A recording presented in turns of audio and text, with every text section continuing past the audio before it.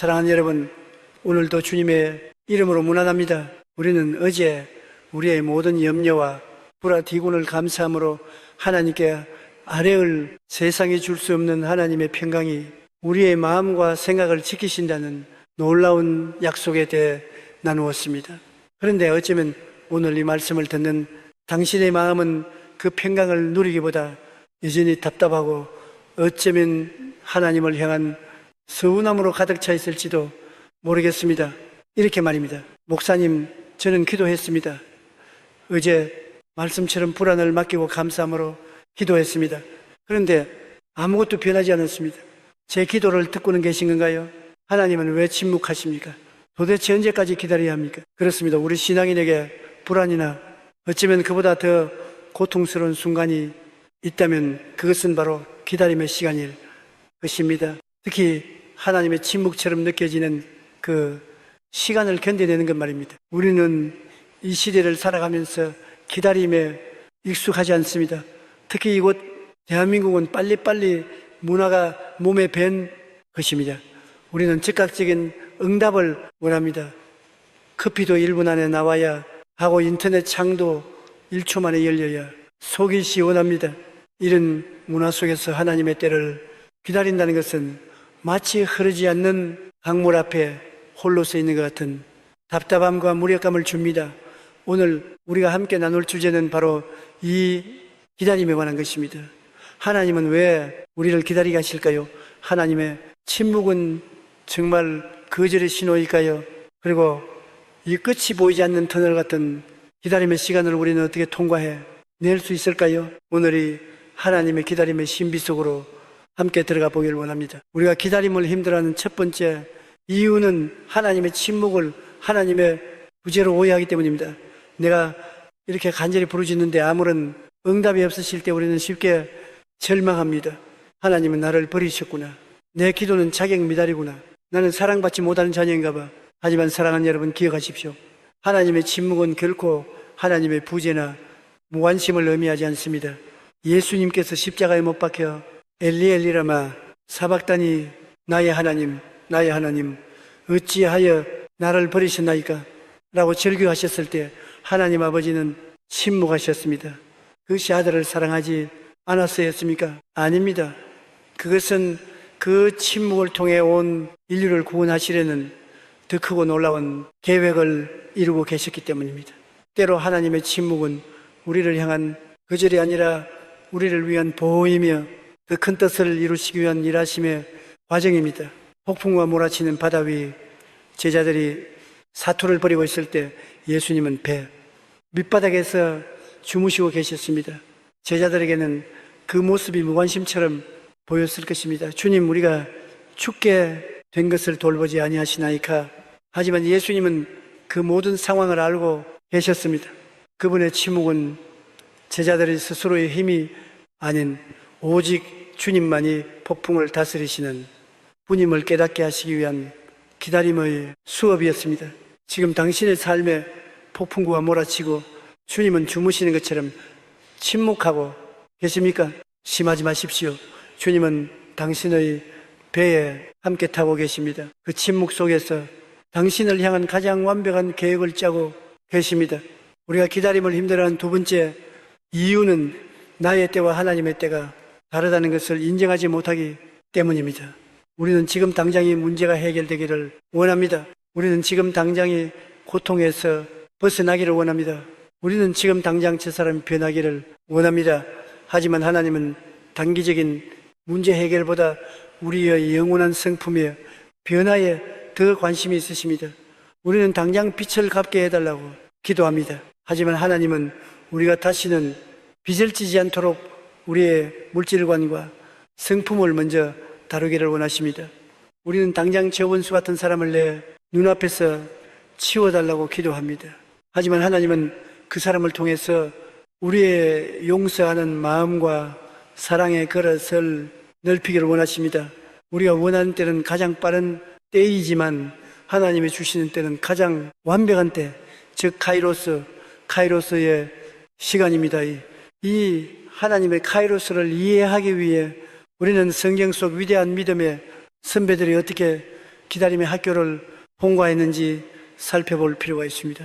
첫 번째 인물은 기다림의 아버지라 불리는 아브라함입니다. 하나님은 75세 아브라함에게 나타나셔서 하늘의 별과 같이 바다의 모래와 같이 내 자손이 많아질 것이다라고 약속하셨습니다. 얼마나 가슴은 약속입니까? 아브라함은 아마 1년 아니 2년 안에 아들을 얻을 것이라 기대했을 것입니다. 하지만 1년이 지나고 5년이 지나고 10년이 지났습니다. 아내 사라는 점점 늙어갔고 현실은 절망적이었습니다. 10년의 기다림 끝에 아브라함과 사라는 조급해졌습니다.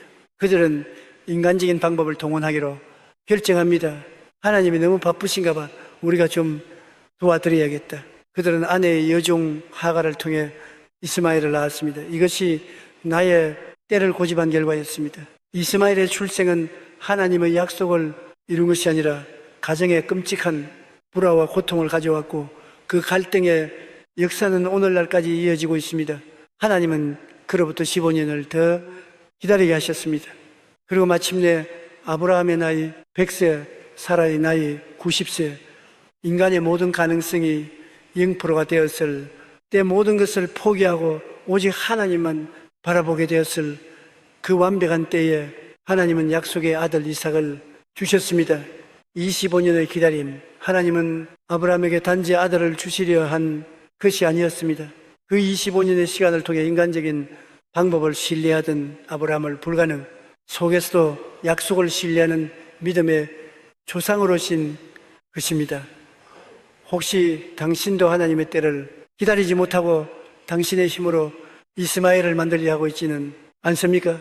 조급함을 내려놓으십시오. 하나님의 이삭은 당신의 모든 힘이 빠진 바로 그 순간 가장 완벽한 때에 찾아올 것입니다. 두 번째 인물은 기다림의 달인 요셉입니다. 요셉은 살에 하나님으로부터 위대한 꿈을 받았습니다. 형들과 부모님까지 자기에게 제라는 꿈이었습니다. 그러나 아마도 그 꿈이 금방 이루어질 줄 알았을 것입니다. 하지만 그 꿈의 대가는 무엇이었습니까? 형들의 시기로 인한 구덩이 노예로 달려가는 절망, 억울한 누명으로 인한 감옥이었습니다.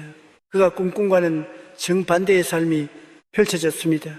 특히 감옥에서 술 맡은 관원장의 꿈을 해몽해주고 당신이 복직되면 제발 저를 기억해 주십시오 라고 간절히 부탁했을 때 그의 마음은 얼마나 희망에 부풀었을까요?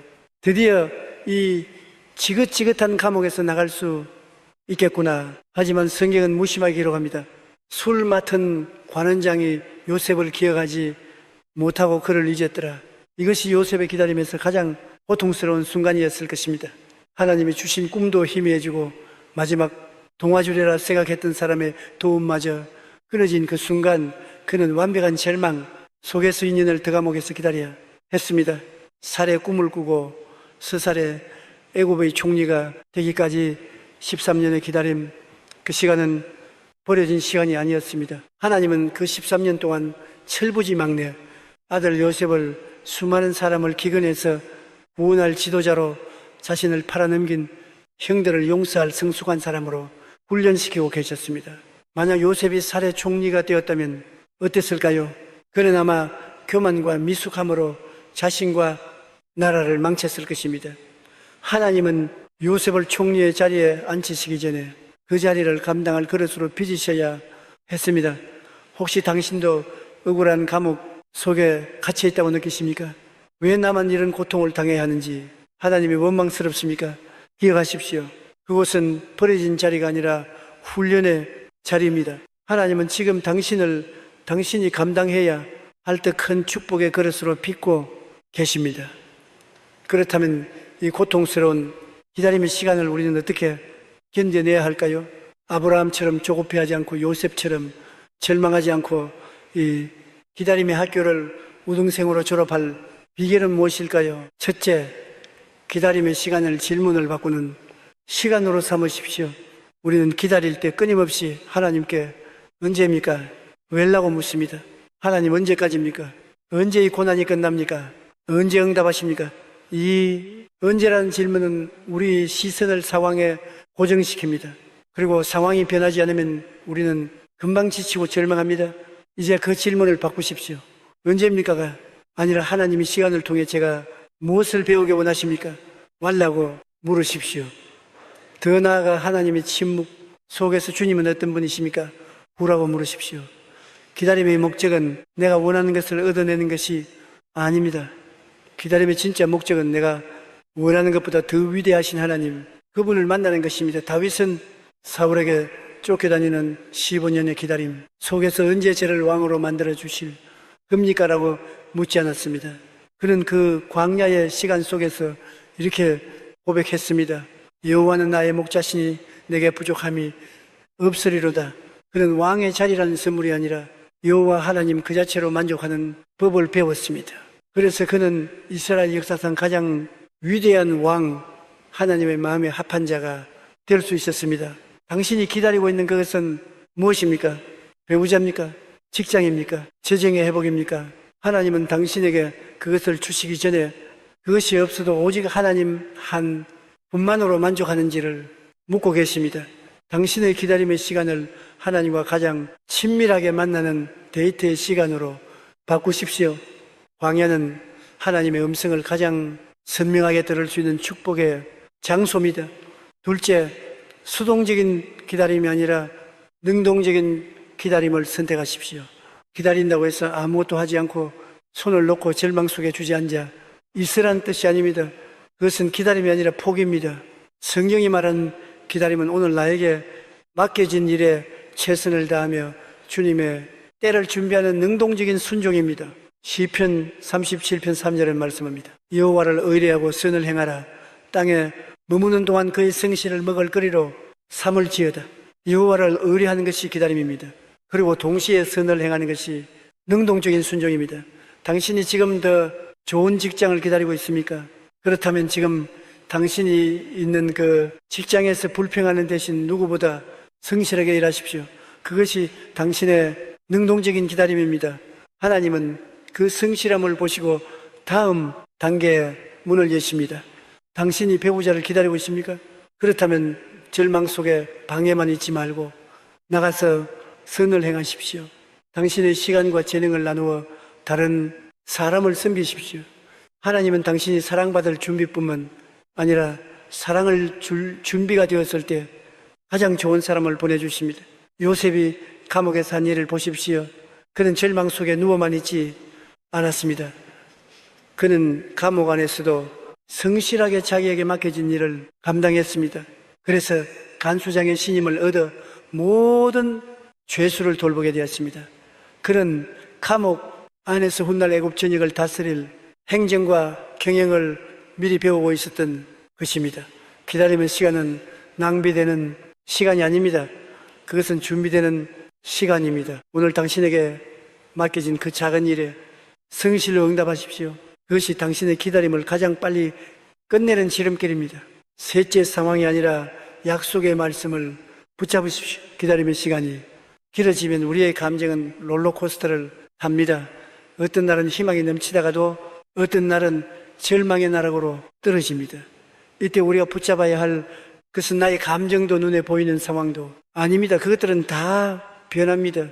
우리가 붙잡아야 할 유일한 것은 어제도 오늘도 영원토록 변하지 않는 하나님의 약속의 말씀입니다. 예레미야 애가 3장 25절과 26절은 이렇게 말씀합니다. 기다리는 자들에게나 구하는 영혼들에게 여호와는 선하시도다. 사람이 여호와의 구원을 바라고 잠잠히 기다림이 좋도다. 여호와는 선하십니다. 이것이 우리가 붙잡아야 할 약속입니다. 지금 내 상황은 최악이지만 그럼에도 불구하고 하나님은 선하십니다. 지금 하나님은 침묵하시는 것 같지만 그럼에도 불구하고 나를 향한 그분의 계획은 선하십니다.